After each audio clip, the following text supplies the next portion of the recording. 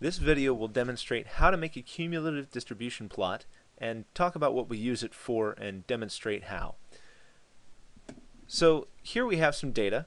These are case weights and grains, and we want to see whether the data is normally distributed, how it's distributed, and be able to draw some conclusions from that data without doing a whole lot of statistics.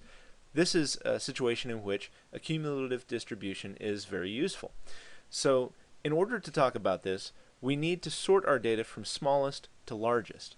We do that by simply selecting the column by clicking at the top of the column on A.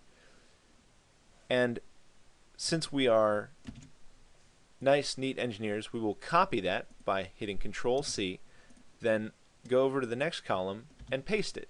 That duplicates our data. This way we have the measurements in the exact same position in which we recorded them. We will do manipulations in column B, and if we screw things up, we can always go back to column A and see which data point was which. This can be important if you're measuring more than one phenomenon or more than one characteristic of your data. So we've got our data in column B. What we want to do is sort it. So we come up here to the data button on the ribbon and then sort, and the A to Z button is the sort from smallest to largest button, and we want to continue with the current selection. This is going to ask you whether you would like to expand the selection. Since there are two sets of data there, we want to continue with the current selection. We do this and we see that our data is sorted. We can see this very plainly.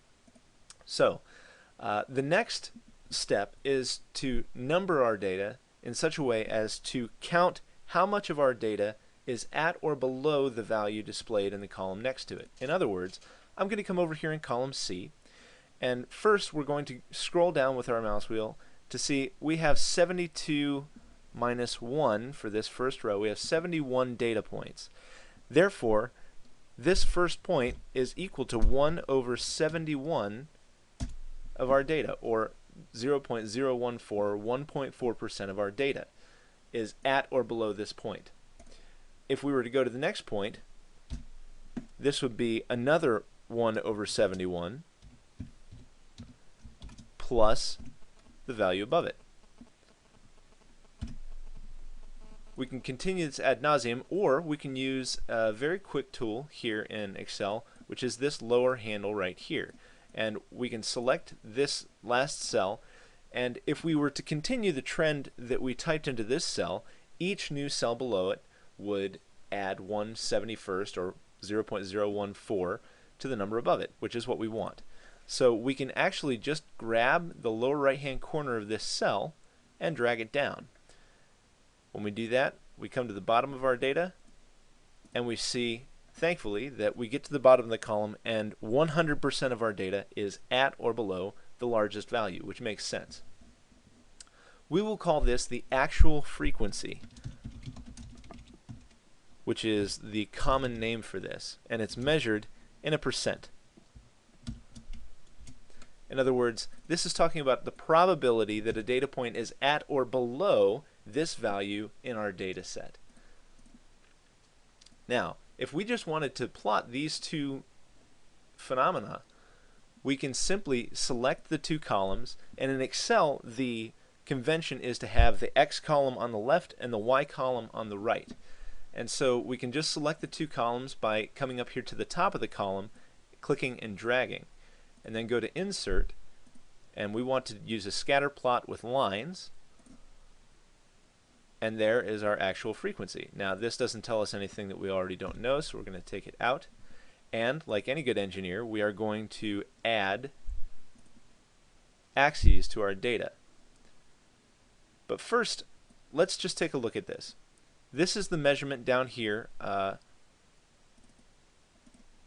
on this axis.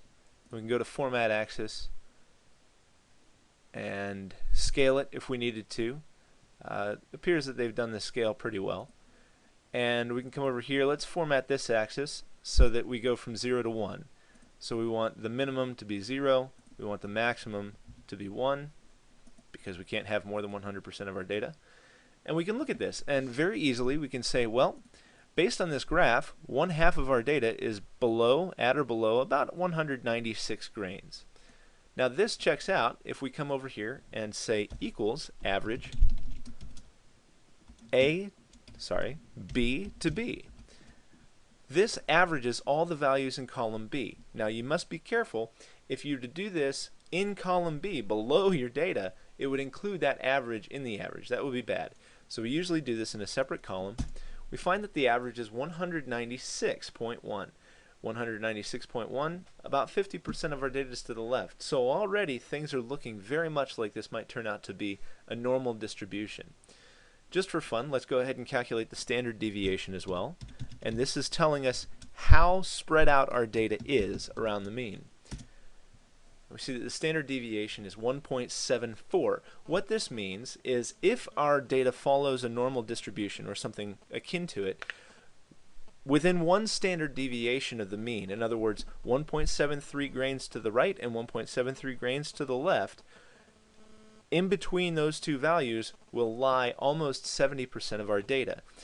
According to the normal curve, if we go out plus or minus 2 standard deviations, 95% of our data should lie in there. So what this tells us right off the bat is the limits of where most of our data is sitting. 95% of our data should be within about 3.5 grains plus or minus from 196. So we should have a minimum around 192.5, and we should have a maximum around 199. And we see that our maximum is very close to 199 and our minimum is very close to 192.5. So we can already see that this makes a lot of sense. Next, in the next video, I will show how to construct a normal curve on top of this, and we can compare the normal data to our actual frequency.